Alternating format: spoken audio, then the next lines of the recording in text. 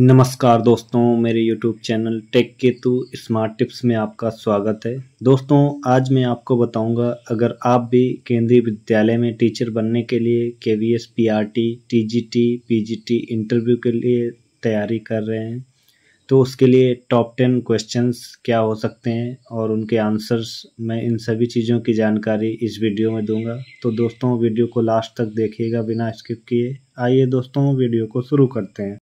KVS PRT TGT PGT interview questions and answers. दोस्तों, अक्सर written exam में सफल अभ्यर्थी इंटरव्यू में अच्छा प्रदर्शन नहीं करने के कारण टीचर बनने की रेस से बाहर हो जाते हैं। दोस्तों, इसीलिए इस वीडियो में हम इंटरव्यू में पूछे जाने वाले कुछ important questions and answer share कर रहे हैं। दोस्तों, सबसे पहला क्वेश्चन आपसे पूछा जा सकता है, आप शिक्षक क्यों बनना चाहते हैं? तो दोस्तों, इसका आंसर, एक शिक्षक के रूप में मैं छात्रों को ज्ञान और कौशल प्रदान करके उनके जीवन पर सकारात्मक प्रभाव डालना चाहता हूं, जो उन्हें बढ़ने और अपने लक्ष्यों को प्राप्त करने में मदद करेगा। दोस्तों, नेक्स्ट क्वेश्चन, आप एक शिक्षक के रूप में केंद्रीय विद्यालय में क्यों शामिल होना चाहते हैं?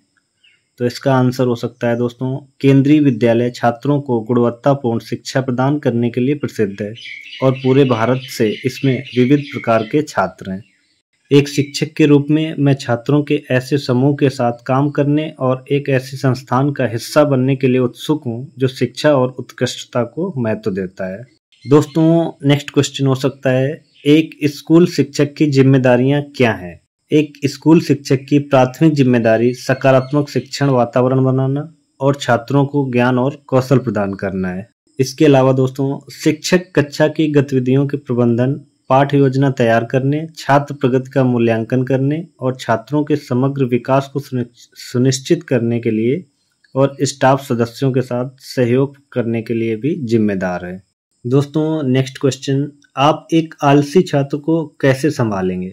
तो दोस्तों, मैं उसकी रुचि और सीखने की शैली को समझूंगा, उसे प्रोत्साहन और सहायता प्रदान करूंगा और उसके शैक्षणिक लक्ष्यों को प्राप्त करने के लिए एक व्यक्तिगत योजना बनाऊंगा, क्योंकि प्रत्येक छात्र में सफल होने की क्षमता होती है और एक शिक्षक के रूप में यह मेरी जिम्मेदारी है कि एक छात्र की प्रेरणा की कमी के कारणों की पहचान करूं और उनका समाधान करूं। नेक्स्ट क्वेश्चन दोस्तों, आप अपनी कक्षा में अनुशासन कैसे बनाए रखेंगे? मैं अपनी कक्षा में अनुशासन बनाए रखने के लिए सकारात्मक सुदृढ़ीकरण, कक्षा के नियमों, दिनचर्या और दुर्व्यवहार के स्पष्ट परिणामों के संयोजन का उपयोग करूंगा। ऐसा मैं इसलिए करूंगा दोस्तों, क्योंकि अनुशासन सीखने के माहौल का एक अनिवार्य पहलू है और मैं एक सहायक और सम्मानजनक कक्षा संस्कृति भी बनाऊंगा, जहां छात्र मूल्यवान और व्यस्त महसूस करें। नेक्स्ट क्वेश्चन हो सकता है दोस्तों, शिक्षा शास्त्र क्या है? इसके लिए आंसर, शिक्षा शास्त्र शिक्षण और सीखने की विधियों और सिद्धांतों को संदर्भित करता है। इसमें प्रभावी निर्देश डिजाइन करना और वितरित करना शामिल है। यह छात्रों की विविध सीखने की जरूरतों को पूरा करता है और महत्वपूर्ण सोच और समस्या समाधान कौशल को बढ़ावा देता है। क्या आपके पास शिक्षण में कोई पूर्व अनुभव है?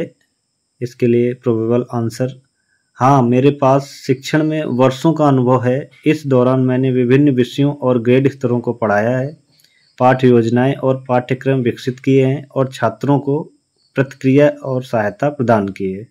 नेक्स्ट क्वेश्चन दोस्तों, आप शिक्षण क्षेत्र में क्या बदलाव लाना चाहते हैं? मैं पाठ्यक्रम में मिश्रित शिक्षण और परियोजना आधारित शिक्षण जैसी अधिक नवीन शिक्षण विधियों को शामिल करना चाहता हूं और छात्रों को अधिक अनुभवात्मक और वास्तविक दुनिया में सीखने के अवसर प्रदान करना चाहता हूं। नेक्स्ट क्वेश्चन दोस्तों, आप अवज्ञाकारी छात्रों से कैसे निपटेंगे? मैं सबसे पहले छात्र के व्यवहार के पीछे के कारणों को समझूंगा और तदनुसार उनका समाधान करूंगा। फिर मैं छात्र के व्यवहार के लिए अपेक्षाएं और परिणाम निर्धारित करने के लिए सकारात्मक सुदृढ़ीकरण और स्पष्ट संचार का उपयोग करूंगा। इसके बाद में दोस्तों, यदि आवश्यक हो तो समस्या के समाधान के लिए एक सहयोगात्मक योजना बनाने के लिए मैं माता पिता और स्कूल प्रशासकों को शामिल करूंगा। अगला क्वेश्चन दोस्तों, आप माता पिता के साथ कैसे बातचीत करेंगे? किसी छात्र की शिक्षा में माता पिता महत्वपूर्ण हितधारक होते हैं और मैं उनके बच्चे की प्रगति पर अपडेट प्रदान करने, चिंताओं या चुनौतियों को साझा करने और उनकी प्रतिक्रिया और इनपुट लेने के लिए उनके साथ नियमित संचार बनाए रखूंगा। मैं माता-पिता को भी अपने बच्चे की शिक्षा में शामिल होने और आवश्यकतानुसार संसाधन और सहायता प्रदान करने के लिए प्रोत्साहित करूंगा।